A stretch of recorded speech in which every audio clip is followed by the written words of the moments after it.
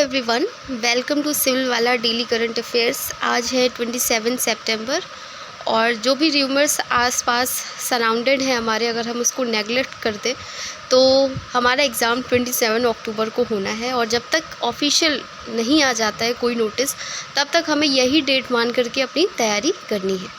और अगर exam postpone भी होता है, आपका दिसंबर तक भी होता है, तो आपके पास सिर्फ 2 महीने हैं और वो 2 महीने फेस्टिवल्स और हर चीज़ में कैसे निकल जाएंगे आपको पता भी नहीं चलेगा। इसलिए आपकी जो पढ़ाई का अभी रिदम है, मुझे पता है कि अभी सबकी पढ़ाई बहुत अच्छी चल रही होगी, नंबर ऑफ़ आवर्स भी बहुत ज़्यादा होंगे क्योंकि आपको पता है कि बहुत ज़्यादा टफ़ कॉम्पिटिशन रहता है। तो वही रिदम बना करके रखिए, भले ही एग्ज़ाम आपका पोस्टपोन हो या उसी टाइम पे हो। अगर उसी टाइम पे हो जाता है तो ये जो मेहनत है वो बहुत काम आएगी आपके। और अगर एग्ज़ाम पोस्टपोन भी होता है तो अगर आपने किसी और स्टेट का एग्ज़ाम भरा है, जैसे बीपीएससी के लिए लोग काफ़ी ज़्यादा रुझान दिखाई दे रहा है, तो वहाँ भी सेम चीज़ें आएंगी आपकी। करंट यही आएगा, मॉडर्न हिस्ट्री, पॉलिटी, सारा जीएस यही सब आना है, तो कहीं वेस्ट थोड़ा ना होगी आपकी पढ़ाई। तो पढ़ाई उसी रिदम से रखिए और जब तक ऑफिशियल नोटिस नहीं आ जाता है तब तक आप अपनी पढ़ाई को बिल्कुल भी डिस्ट्रैक्ट मत करिए।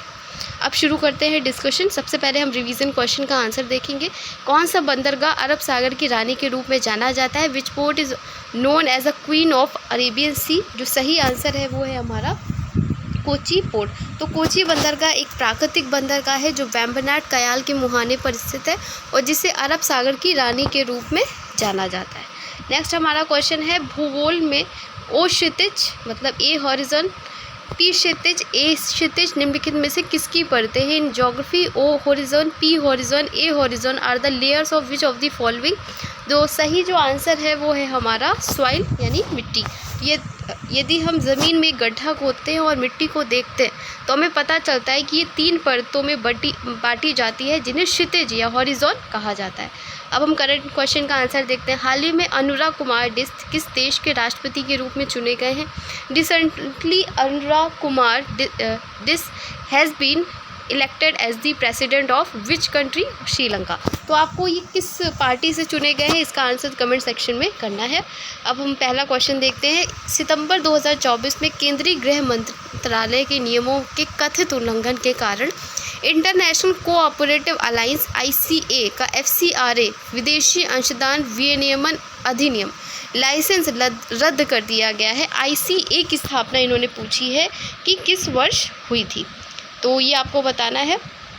अंतर्राष्ट्रीय सहकारी संघ का FCRA लाइसेंस रद्द कर दिया है और इसकी स्थापना 1895 में स्थापित ICA सबसे पुराना गैर सरकारी संगठनों में से एक है और इसके 1 अरब से अधिक सदस्य हैं। तो ये याद रखिएगा कि केंद्रीय गृह मंत्रालय ने नियमों के कथित उल्लंघन के कारण ICA का FCRA लाइसेंस रद्द कर दिया है और ये 1895 में स्थापित हुई थी। ये ईयर आपसे पूछा गया है। नेक्स्ट हमारा क्वेश्चन है, सितंबर 2024 में भारतीय प्रतिनिधि मंडल ने Indo Pacific economic forum IPEF की सप्लाई चेन काउंसिल की पहली प्रत्यक्ष बैठक में किस शहर में भाग लिया? इन सितंबर 2024 Indian delegation attended the first in person meeting of the supply chain council of the Indo Pacific economic forum for prosperity held in which city? ये आपको बताना है। तो भारत ने वॉशिंगटन DC में, कहाँ पे? वॉशिंगटन DC में IPF सप्लाई चेन काउंसिल की पहली प्रत्यक्ष बैठक में भाग लिया है। तो इसे याद रखिएगा, कहाँ पे हुई है? वॉशिंगटन DC ने, और भारत ने इसमें पार्टिसिपेट किया है। नेक्स्ट हमारा क्वेश्चन है, सितंबर 2024 में निम्नलिखित में से किस देश ने भारत के साथ साझेदारी की जिससे भारत का पहला राष्ट्रीय सुरक्षा अर्धचालक निर्माण संयंत्र स्थापित किया जाएगा जो सैन्य हार्डवेयर और अगली पीढ़ी के दूरसंचार के लिए इंफ्रारेड, गैलियम नाइट्राइड और सिलिकॉन कार्बाइड चिप्स का निर्माण करेगा? तो India to get first national security semiconductor fabrication plant, Bharat को पहला राष्ट्रीय सुरक्षा अर्धचालक निर्माण संयंत्र मिलेगा। तो कोई चीज़ फर्स्ट होती है, इंपॉर्टेंट होती है एग्जाम के लिए। अमेरिका के साथ एक परिवर्तनकारी सहयोग के तहत भारत को एक राष्ट्रीय सुरक्षा अर्धचालक निर्माण संयंत्र मिलेगा जो सैन्य हार्डवेयर और अगली पीढ़ी के दूर संचार के लिए चिप्स का उत्पादन करेगा। सेमीकंडक्टर की बात हो रही है यहाँ पे। यह भारत अमेरिका संयुक्त परियोजना प्रधानमंत्री नरेंद्र मोदी और अमेरिकी राष्ट्रपति जो बाइडेन के बीच विलमिंगटन में हुई वार्ता के बाद घोषित किया गया है। करंट अफेयर्स के मैंने 2 वीडियोस आपके डाले। मैंने बताया था आपको कि करंट अफेयर जो इम्पॉर्टेंट टॉपिक्स हैं, ठीक है, उससे रिलेटेड मैं वीडियोस डालती रहूँगी। जैसे हमारा 5 मिनट सीरीज़ जो हमारा स्टैटिक के लिए था, उसी तरीके से करंट अफेयर्स के भी जो इम्पॉर्टेंट टॉपिक है उनके वीडियोस आते रहेंगे। उसका पहला वीडियो था जो ओलंपिक पैरा ओलंपिक से रिलेटेड था, वो आ चुका है। उसके अलावा कल मैंने एक वीडियो अपलोड किया था, वो हमारा जो अवार्ड्स होते हैं जैसे ऑस्कर है, बाफ्टा है, नेशनल अवार्ड है, उनसे रिलेटेड था, उसे जाकर के ज़रूर देखें। और एक और वीडियो हमने कल अपलोड किया है जिसमें हमने जो हमारे भारत रत्न है, पद्म पुरस्कार है, उससे रिलेटेड है, तो दोनों ही जाकर के आप देख सकते हैं। नेक्स्ट क्वेश्चन हमारा, भारतीय प्रतिभूति और विनिमय बोर्ड सेबी ने रिलायंस होम फाइनेंस में कॉरपोरेट ऋणों की मंजूरी देते समय उचित परिश्रम का पालन न करने के लिए उद्योगपति अनिल अंबानी के बड़े बेटे जय अनमोल अंबानी पर कितने रुपए का जुर्माना लगाया है? तो ये 1 करोड़ रुपए का जुर्माना लगाया है सेबी ने। क्योंकि ये सेबी की बात हो रही इसलिए क्वेश्चन इंपॉर्टेंट है। तो सेबी की स्थापना बतानी है आपको कमेंट सेक्शन में कब हुई थी, मैंने कई बार बताया है, और इसका हेडक्वार्टर कहाँ है ये भी बताइएगा। 1 करोड़ रुपए का जुर्माना लगाया गया है। एनसीआरबी के प्रमुख के रूप में किसे नियुक्त किया गया है? Who has been appointed as the chief of national crime records bureau NCRB? तो आलोक रंजन को किया गया है एनसीआरबी का प्रमुख नियुक्त। और वरिष्ठ आईपीएस अधिकारी आलोक रंजन को एनसीआरबी का प्रमुख नियुक्त किया गया। अगर हम हाल की नियुक्तियां देखें तो इसमें राष्ट्रीय राइफल संघ के अध्यक्ष हैं कलिकेश नारायण सिंह देव, नारकोटिक्स कंट्रोल ब्यूरो के महानिदेशक हैं अनुराग गर्ग, और भारतीय महिला फुटबॉल टीम के मुख्य कोच हैं संतोष कश्यप। तो ये अपॉइंटमेंट थी, इन्हें याद रखिएगा। नेक्स्ट हमारा क्वेश्चन है, सितंबर 2024 में S&P ग्लोबल रेटिंग्स ने भारत की विकास दर अनुमान को कितना बनाए रखने की बात की है? ठीक है, तो इन्होंने बताया है जो S&P retains India's growth forecast at 6.8% इन्होंने जो है रेटिंग बताई है इंडिया की। और भी रेटिंग से आप देख सकते हैं, जीडीपी लिस्ट है, जैसे S&P ने 6.8 बताई है फाइनेंशियल ईयर 2025 के लिए, वर्ल्ड बैंक ने 7% बताई है 25 के लिए, मूडीज़ ने 7.2, SBI ने 7%, ADB ने 7%, IMF ने 7%। तो कुछ आप इंपॉर्टेंट याद रखिएगा, जैसे वर्ल्ड बैंक की है, ADB की है, FICCI की है 7% मोस्ट ऑफ दी ने बताई है, वर्ल्ड बैंक ने भी 7% बताई है। ठीक है, S&P ने 6.8 बताई है। तो जो इम्पॉर्टेंट है वो ही रेटिंग आप याद रखिएगा, सारे आप नहीं याद रख सकते। नेक्स्ट हमारा क्वेश्चन है, केंद्र सरकार ने मोबाइल और इलेक्ट्रॉनिक्स क्षेत्र में रिपेयरेबिलिटी इंडेक्स के रूपरेखा तैयार करने के लिए एक समिति का गठन किया है। समिति की अध्यक्षता कौन करेगा? The centre has constituted a committee to formulate a framework for the responsibility index in the mobile and electronics sector. Who will the chair this committee? तो centre constitute committee for formulating framework and repairability index in mobile and electronics sector.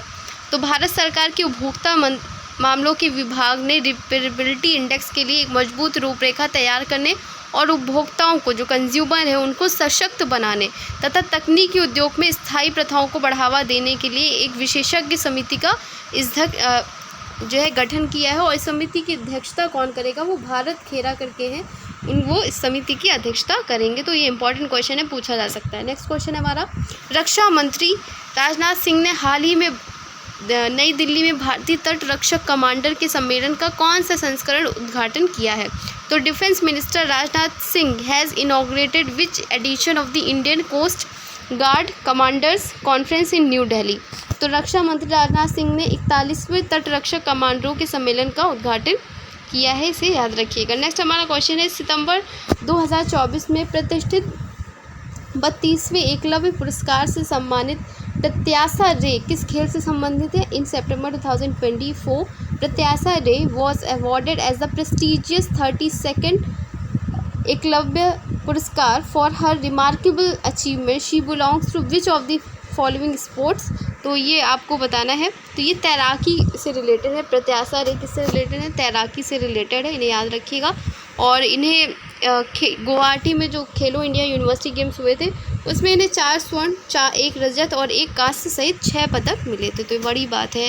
Next हमारा question है, सितंबर 2024 में निम्नलिखित में से किसने miss universe India 2024 का खिताब जीता है? इन सितंबर 2024 who among the following one the miss universe India 2024 title?